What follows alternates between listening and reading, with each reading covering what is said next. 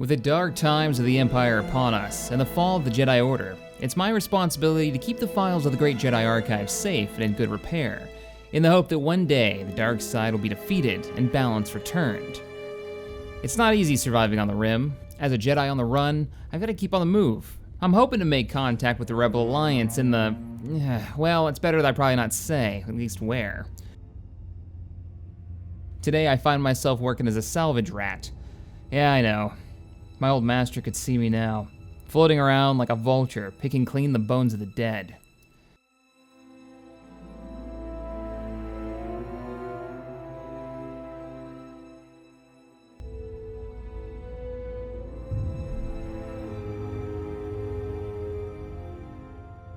Wait a minute, I've got something. There it is. Ah, she's beautiful, even if a bit banged up. But then, one of these X-wings ever new and shiny? I've never seen one. The Incom T-65 X-wing. Last time I recorded a holocron, it was focused on the Imperial symbol of terror and fear.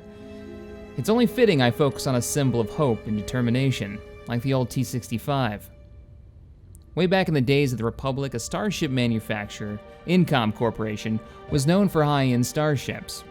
They produced one of the finest starfighters the galaxy's ever seen. No, I'm not talking about the bulky ARC 170s or even those V-19s with their dubious success ratings. No, I'm talking about the Headhunter, the Z-95. If the Headhunter was a step in the right direction, the X-wing was Incom's masterpiece of engineering. Even better, its designers could see the Empire for what it is. That's right, the X-wing was originally designed for the Empire. Boy, those boys in the lab weren't having any of it and defected to the Alliance quick and in a hurry. The entire Incom design team grabbed up all the data and the only prototype before heading off to meet the rebellion. Compared to the old Headhunters, the T-65 had twice the firepower, attached to the wings of the iconic S-foil design, wings that could be deployed when arriving to a combat zone. Closing the X-foils in some models allowed for an impressive burst of speed, which is saying something, as the X-wing could keep up with Imperial TIE fighters when flown by a competent pilot. In the hands of an ace, it's a weapon like no other. There's a damn good reason Rogue Squadron flies X-wings on the majority of missions. Well, as long as the mission doesn't require something specialized, like say, an ion cannon mounted on top of a Y-wing's cockpit. The most famous of all X-wing pilots has to be Skywalker's after the Battle of the Death Star. Not everyone can claim they've splashed a planet-killing death machine and live to tell the tale. The first time an X-wing met Imperial forces in battle was the Battle of Turkana. At least, that's what my current information holds. This could be off. The rebels were secretly massing their forces in orbit of the planet Turkana, a task force under the command of Admiral Akbar that consisted of several Mon Cal star cruisers that found themselves surprised by a group of 10 ISDs, or Imperial Star Destroyers, excuse me. What they hadn't expected was for that same rebel fleet to launch their newly built X-wing squadrons. Imperial forces were unprepared for the counterattack from a combined firepower of those rough Mon Calamari militarized ships and the new rebel starfighters.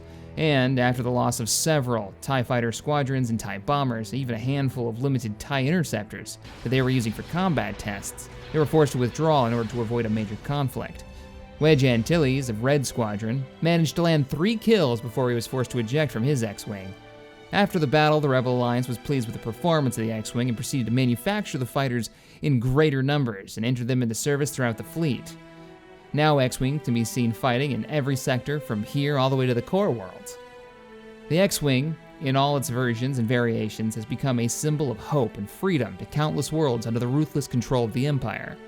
The brave men and women mounting up and riding these fine vessels right into the fire are some of the bravest souls I've ever met.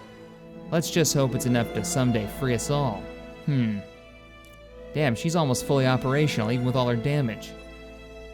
Yep, just like I thought, stabilizer's loose. You'd think, with all the combat tests these things have been through, someone could figure out how to lock these down properly. Next holocron, I should be recording soon. Not sure on the topic yet. I'm feeling a little nostalgic for the old days.